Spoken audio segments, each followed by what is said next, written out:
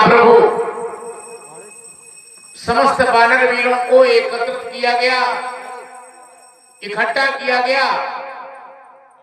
कोई ये पूछना चाहे मैं क्यों बुलाया गया, तो उनके लिए सीधा सा उत्तर है कई भी दलांगी एक करिए विचारा।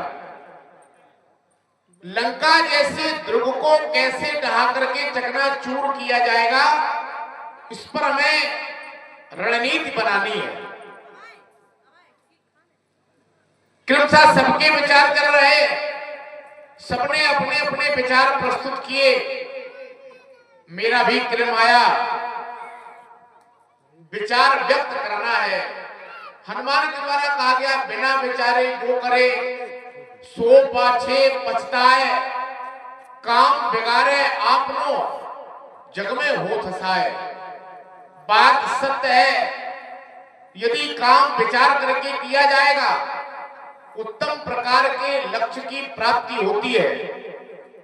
और कार्य करने से पूर्व यदि विचार नहीं किया जाएगा, हो सकता है दैव की गति के कारण तुम्हें लक्ष्य मिल जाए, लेकिन लक्ष्य प्राप्त होने के बाद भी लोग कहते हैं अंधे के हाथ बटेर लग गए, धोखे से ये मिल गया।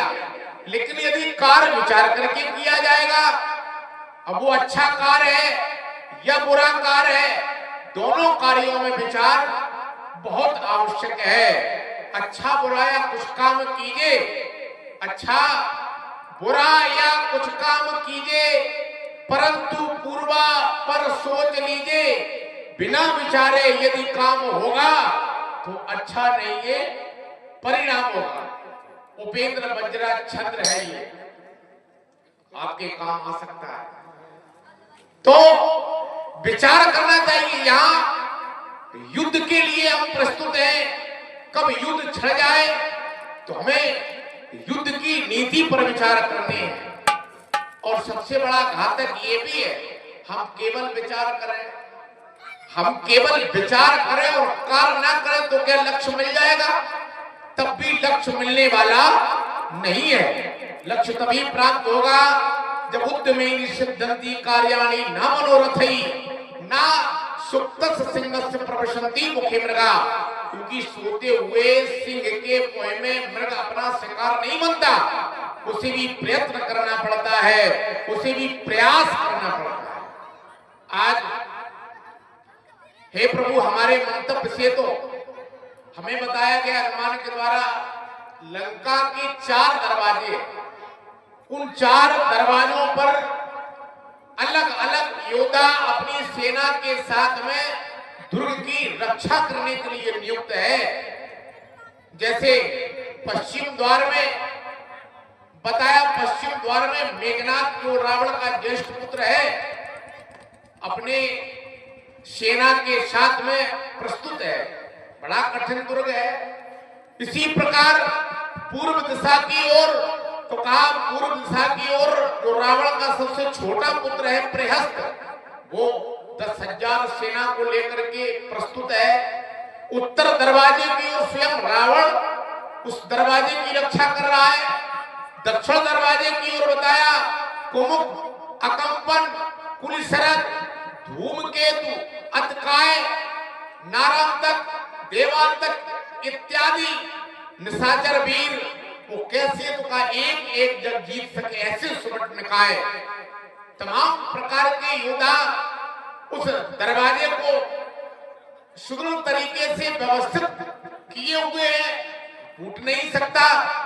तो हमें भी लगता है हमारे पास जो अपार वानर वाहिनी है, इस अपार वानर वाहिनी के 4 भाग कर दिए जाए।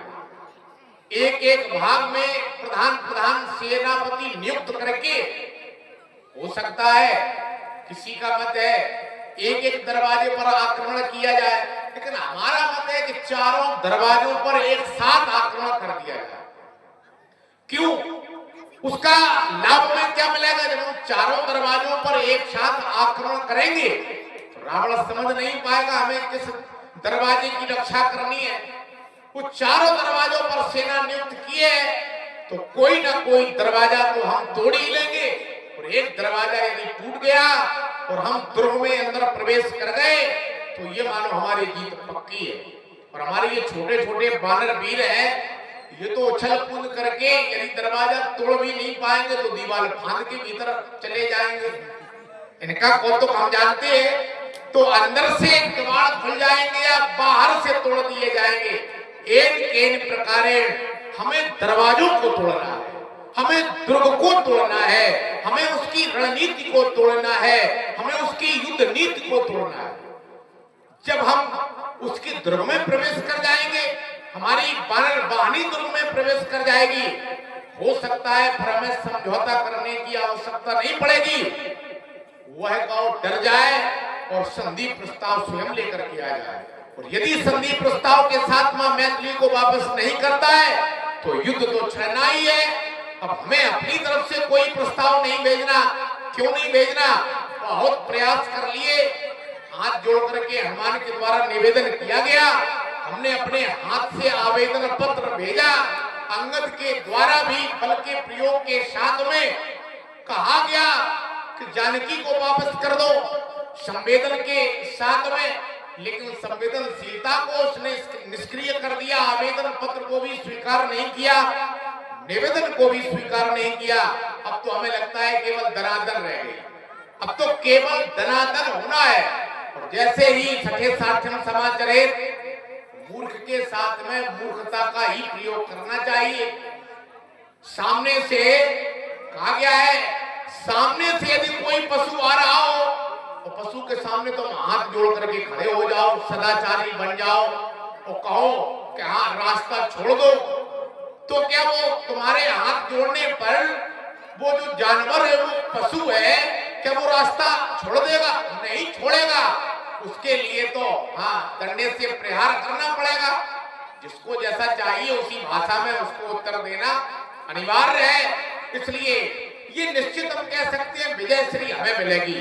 उसका कारण है आज से पहले जितने भी युद्ध हुए हैं, धर्म और अधर्म के, न्याय और अन्याय के, पाप और पुण्य के, उन सभी में धर्म जीता है, न्याय जीता है, सत्य जीता है, नीति जीती है। हम भी जो युद्ध कर रहे हैं अपने लिए थोड़ी सी कर रहे हैं, हम धर्म के मार्ग को प्रशस्त करने के लिए अधर्म का जो बोलबाला है, अधर्म को हम नष्ट करने का प्रयत्न कर रहे हैं। इसलिए विजय श्री हमें मिलेगी। अरे सूक्तियां तो है, ये तो धर्मस्ततो जया, जहां धर्म है वहीं जय, सत्यमेव जयते, जहां सत्य है वहीं जय है। अरे लोग नारे लगाते हैं तो नारे लगाने में भी क्या कहते हैं, क्या कहते हैं प्रभु? ये सब जानते हैं, धर्म की जय हो। अरे हम आप लोगों से ही पूछ रहे हैं, हाथ उठाओ यदि राम जी को विजय दिलाना है। रावण के दल के बैठे हो तो पता तो चलेगा कौन हाथ उठा के नहीं बोल रहा है। ये परीक्षण भी है और हमारे सेना में कितनी उत्सुकता है, उत्साह कितना है, इसका भी पता चलेगा। तो हाथ दिए भगवान ने, दोनों हाथ उठा करके जय घोष लगाएंगे। धर्म की, अधर्म का, प्राणियों में, विश्व का, सत्य सनातन धर्म की जय जय श्री राम, जय जय श्री राम। ये देखो ये उत्साह कितना है वानर वीरों में। हमें लगता है युद्ध हम जीत जाएंगे, कोई शंका की बात नहीं है।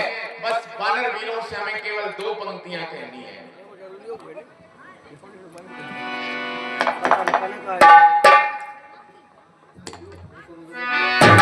और मेरे प्यारे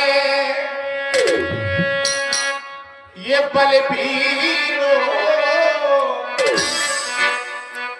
तुम्हें डंका बजाना है।